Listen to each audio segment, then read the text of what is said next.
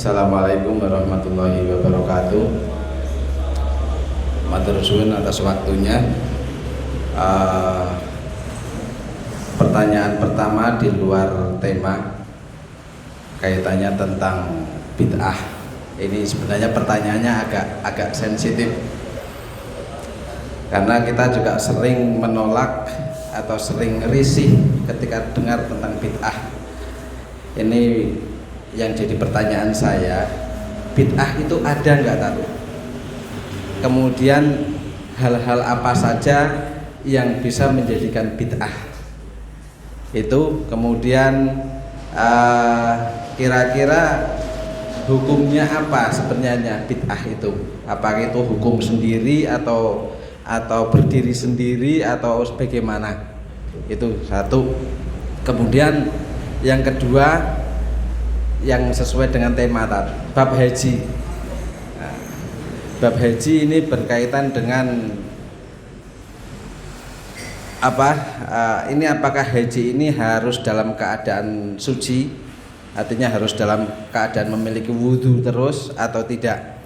Atau tak kala kita melaksanakan, dan kemudian apabila kita sedang dalam melaksanakan rukun, misalkan sa'i ataupun tawaf, ini kemudian kita ada halangan, misalkan harus ke kamar mandi dan lain sebagainya, ini apakah kita harus mengulangi dari awal lagi atau tidak? Seperti itu. Sebenarnya ada 4 pertanyaan, tapi buat yang lainnya. Matur suwun. Assalamualaikum warahmatullahi wabarakatuh.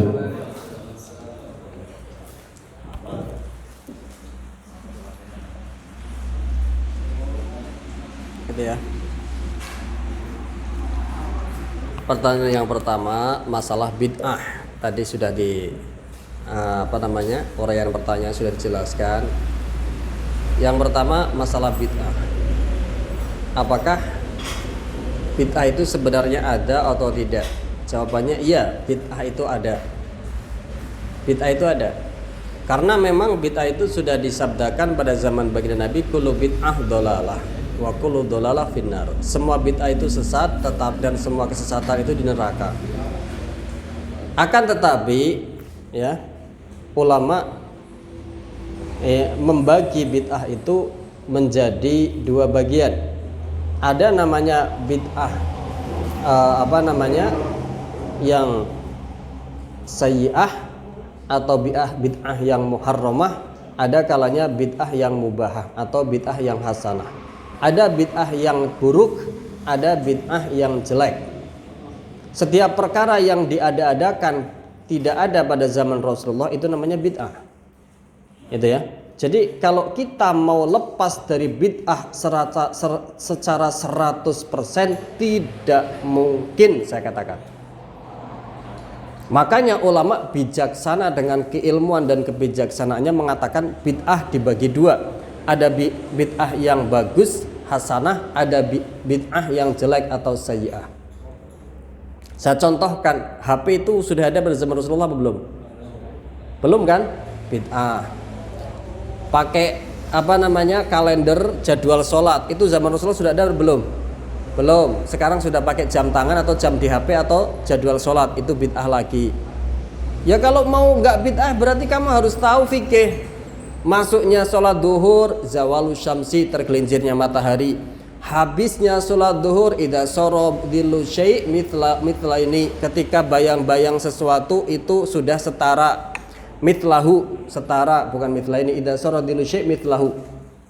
Masuknya waktu maghrib, ghurubus syamsi. Habisnya adalah seketika ketika digunakan untuk kadar sholat, kadar wudhu, kadar adzan, kadar iqomat, kadar menutup aurat. Itu menurut madhab yang qadim. Habisnya waktu subuh adalah terbitnya matahari. Nggak boleh pakai jam, kita harus melihat sendiri. Kalau pada zaman Rasulullah, sekarang pakai jam, bid'ah lagi, ya kan? Pondok pesantren yang kelihatannya bagus loh, bid'ah lagi. Zaman Rasulullah ya ada sih namanya Ashabus Sufah, tapi kan belum pondok pesantren. Al-Quran dibukukan tidak pada zaman Rasulullah juga, pada zaman Sayyidina Abu Bakar, Sayyidina Umar, ya kan? Kita naik mobil, kita segala macam, itu semua perkara baru. Jadi seharusnya bid'ah dong? Enggak. Jadi makanya ada pembagian bid'ah yang hasanah, ada bid'ah yang sayyi'ah. Ada bid'ah yang bagus, ada bid'ah yang tidak bagus. Lalu bagaimana menyikapi hadis Nabi kullu bid'ah dolalah wa kullu dolalatin finnar. Semua bid'ah itu pasti sesat dan semua kesesatan itu di neraka. Itu adalah dalam bahasanya, dalam bahasa manteknya adalah al-kullu. Kul itu pasti ada pengecualian. Al-kullu hukmuna kulli, ya, dalam bahasa manteknya. Ada kullun, ada kulli, ada juz, ada kulliyah dalam bahasa mantek. Ada juz'un, ada juz'i, ada juz'iyah. Definisinya kullun itu pasti adalah segala macam perkara yang menerima pengecualian, itu berarti kulli. Ya kan? Di dalam nadam mantek itu disebutkan al-kullu hukmuna alal majmu'i. Kakuluda kalaisada wuku'i. Itu di namanya di dalam kitab mantek ada bait yang menyatakan seperti itu. Al-kullu hukmuna alal majmu'i. Kakuluda kalaisada wuku'i. Kulli itu adalah menghukumi perkara secara global. Berarti pasti ada pengecualiannya. Contoh saya katakan, semua orang Mesir itu ulama, semua orang Al-Azhar itu pasti alim. Kayaknya betul secara umum, tapi kalau diteliti pastilah ada yang tidak alim, ya.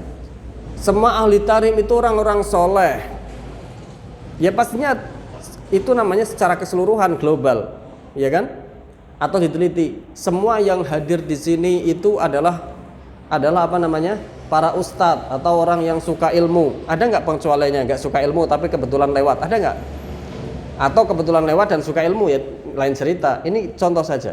Itu namanya menghukumi secara global. Orang-orang sini itu semuanya suka ngaji.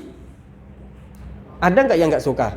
Ada kan? Itu namanya al-kullu, menghukumi secara global. Semua bid'ah itu sesat. Itu menghukumi secara global, maksudnya begitu. Oleh ulama didefinisikan semacam itu. Buktinya banyak sekali pengecualiannya. Pembukuan mushaf sendiri tidak pada zaman Rasulullah.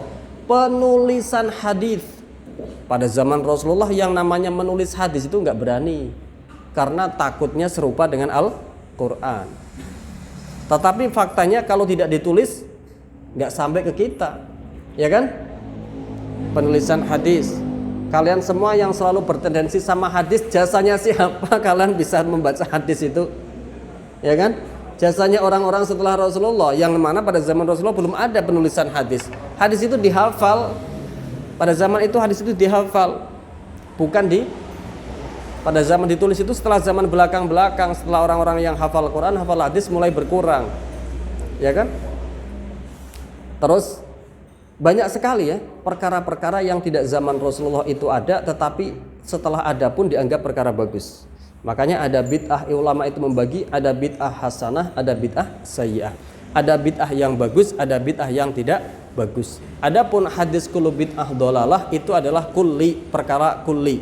Kulli itu adalah menghukumi secara global. Dalam ilmu mantek dikatakan al-kullu hukmuna alal majmu'i ka kullu dzaka laisa da wuqu'i. Kulli adalah menghukumi perkara secara global saja. Berarti pasti mengandung pengecualian. Saya contohkan, ahli sini, ahli penduduk sini suka majelis ilmu. Saya contohkan seperti itu. Nyatanya ada nggak yang nggak suka? 1-2 adalah.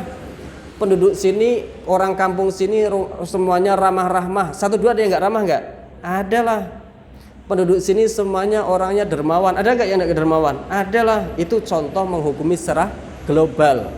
Semua bid'ah adalah sesat. Itu penghukuman secara global, yaitu bid'ah yang jelek, bid'ah yang sayyi'ah itu adalah sesat. Itu ya. Buktinya banyak sekali perkara-perkara yang tidak ada pada zaman Rasulullah, tetapi bukan perkara yang sesat. Pesantren, perkara baik atau perkara buruk. Siapa yang mau bilang pesantren itu perkara buruk? Ayo, yang bilangnya kuat bid'ah itu semuanya sesat. Ada yang berani pesantren itu perkara buruk, yang katanya berargumen semua bid'ah itu pasti sesat. Pesantren kan nggak ada pada zaman Rasulullah. Penulisan hadis, ada yang berani penulisan hadis bilang itu perkara sesat, dan di neraka yang nulis hadis di neraka, ada yang berani? Kan nggak ada. Padahal itu juga tidak ada pada zaman Rasulullah, ya gak? Laras napa mboten? Bisa dilogikakan kan ya, bisa diterima kan ya? Baju yang kita pakai Belum tentu ada pada zaman Rasulullah. Coba pada zaman Rasulullah itu kan nggak ada celana dalam. Sampai berani jalan ke sana ke sini nggak pakai. Kan nggak berani. Orang lah iya bisa kan gundal-gandul mukiyo kan nggak nyaman sama sekali kan. Orang kita ihram yang sebentar nggak pakai celana dalam aja rasanya kayak nggak betah gimana. Sampai nggak bisa tidur. Takutnya terbang. Ya kan? Jadi kesimpulannya bid'ah itu perkara yang tidak ada pada zaman Rasulullah atau ada yang diada-adakan, tetapi bid'ah itu ada bid'ah yang baik, ada bid'ah yang tidak baik. Adapun memahami hadis yang tadi itu adalah kullunya adalah kulli. Kulli itu dikupas, tugasnya ulama mantek, itu bukan tugas kita atau kamu, itu tugasnya ulama mantek mendefinisikan masalah kulli di situ adalah kulli yang artinya adalah menghukumi secara global, yang pasti ada pengecualiannya, yaitu tidak semua bid'ah itu sayyi'ah, jelek.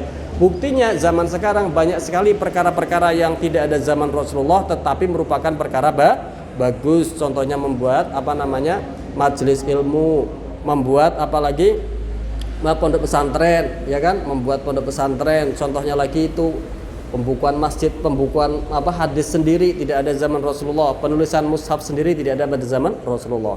Atau ada ulama yang mendefinisikan bid'ah itu mungkin tidak ada secara nas jelasnya pada zaman di Al-Qur'an maupun hadis, tetapi sebenarnya masuk secara global di dalam Al-Qur'an maupun hadis, yaitu man sanna sunnatan hasanatan, siapa orang mensunahkan kebaikan maka akan mendapatkan pahalanya dan pahala orang yang mengamalkannya.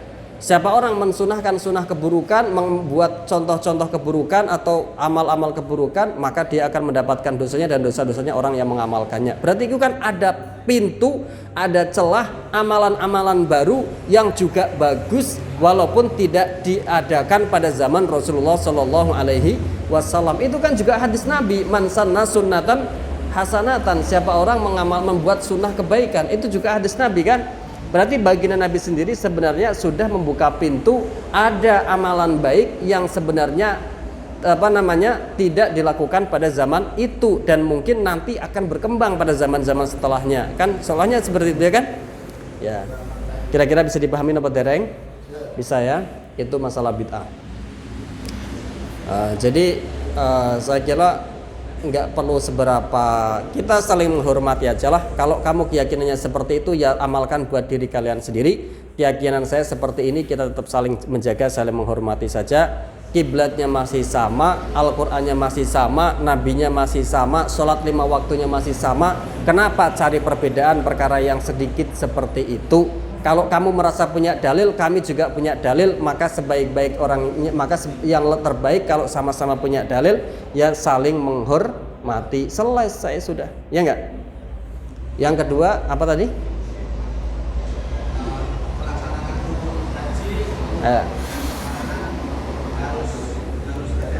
Iya. Iya. Rukun-rukun haji ya. Di antara rukun-rukun haji niat ihram, tawaf, wukuf itu ya. Kemudian sa'i, kemudian memotong rambut. Rukun-rukun yang 5 itu apakah harus dikerjakan dalam keadaan berwudu atau tidak? Jawabannya, semua rukun-rukun haji tidak wajib dikerjakan dalam keadaan berwudu kecuali tawaf. Gitu ya. Semua rukun haji tidak wajib dikerjakan dalam keadaan punya wudu kecuali tawaf. Kecuali tawaf ifadah. Karena tawaf ya tawaf apapun itu. Cuma kalau yang rukun kan tawaf ifadah. Karena tawaf itu sama seperti sholat dalam sebuah hadis. Tawaf itu sama seperti sholat, hanya saja di dalam tawaf diperbolehkan berbicara. Kalau tawaf kan hanya saja di dalam tawaf itu diperbolehkan diperbolehkan berbicara. Kalau sholat kan nggak boleh.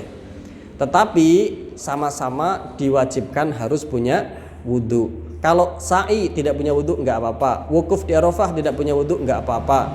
Lempar jumroh apalagi itu bukan rukun, itu wajibatul hajj ya kan. Yang wajib berarti kan niat ihram, apalagi tawaf ifadah, wukuf di Arafah, sa'i ya kan. Kemudian halak ya kan. Itu yang rukun, yang lainnya wajibatul haji. Lah kalau dari 5 rukunnya haji tersebut, yang wajib punya wudu adalah ketika yang wajib suci dari hadas kecil maupun hadas besar adalah tawaf.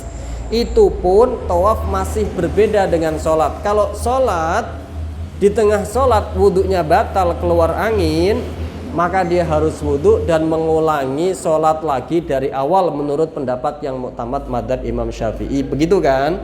Tetapi kalau di dalam tawaf itu lebih ringan. Andai sudah putaran ke-1, ke-2, ke-3, ke-4, ke-5, ke-6 wudhunya batal karena kesentuh sama perempuan atau keinjek sama perempuan atau keluar angin, maka cukup wudhu dan menambah lagi 1 putaran, melanjutkan, tidak perlu mengulangi dari tawaf awal putaran yang pertama. Jadi itu ya.